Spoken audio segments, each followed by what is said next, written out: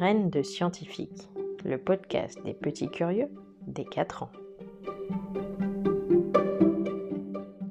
Aujourd'hui, nous allons découvrir comment les dinosaures ont disparu.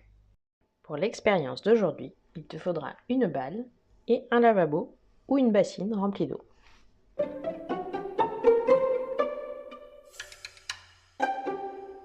Tout d'abord, remplis ton lavabo avec de l'eau.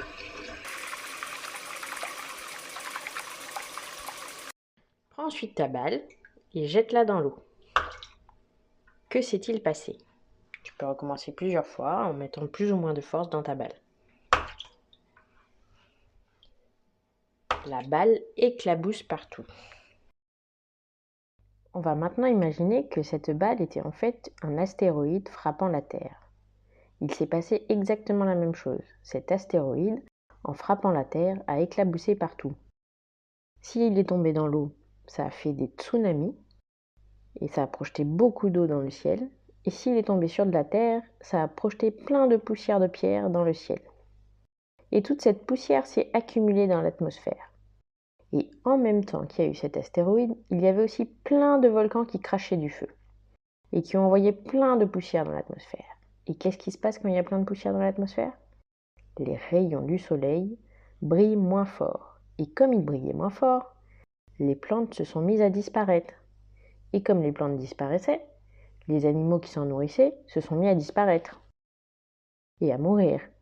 Et comme ces animaux ont disparu, les gros carnassiers carnivores, ceux qui mangent de la viande, se sont retrouvés sans rien à manger. Et c'est comme cela que de fil en aiguille, les dinosaures sont morts. Ils sont morts de faim. Heureusement pour nous, il y avait de petits animaux qui ont survécu.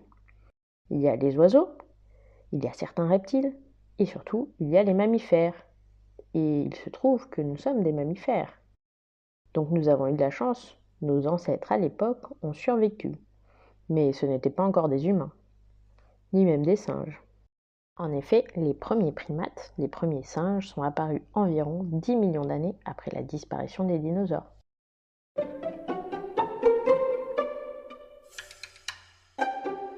En conclusion, quand les dinosaures ont disparu, les volcans de la planète étaient très actifs. Ils crachaient beaucoup de feu et de cendres dans l'atmosphère. Et pas de chance, à peu près au même moment, une grosse météorite a frappé la Terre, provoquant des tsunamis et des tremblements de terre, ainsi que la projection de poussière dans l'atmosphère. Entre les volcans et la météorite, l'atmosphère était devenue assez opaque, donc de nombreuses plantes sont mortes. Et comme ces plantes sont mortes, les herbivores, notamment les gros, n'avaient plus de quoi manger. Et quand les herbivores ont disparu, les carnivores, eux aussi, ont disparu. Heureusement pour nous, les plus petits animaux, notamment les oiseaux et certains petits mammifères, ont survécu. En effet, comme ils étaient petits, ils avaient besoin de moins manger. Donc, un tout petit peu de plantes et ils ont pu se nourrir et survivre. Et c'est bien heureux, car comme cela, bien des années plus tard, l'homme est apparu.